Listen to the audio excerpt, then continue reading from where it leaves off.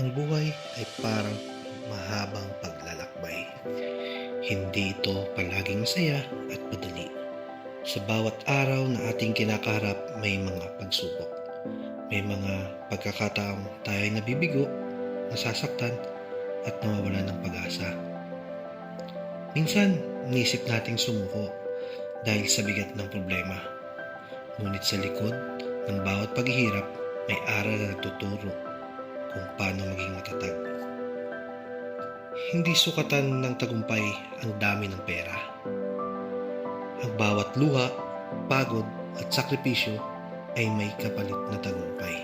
Maaring hindi natin agad makita ang resulta, ngunit darating ang araw na masasabi nating kinaya ko rin. Tandaan na ang buhay ay hindi karera. Ang malaga ay hindi tayo sumuko. Sapagkat ang mga taong nagtatagumpay ay hindi iyong hindi nabigo, kundi iyong mga taong patuloy na lumaban. Ang tagumpay ay hindi para sa sumusuko, kundi para sa taong marunong magpatuloy. Kaya kung nasan ka man ngayon kaibigan, pagpatuloy mo lang.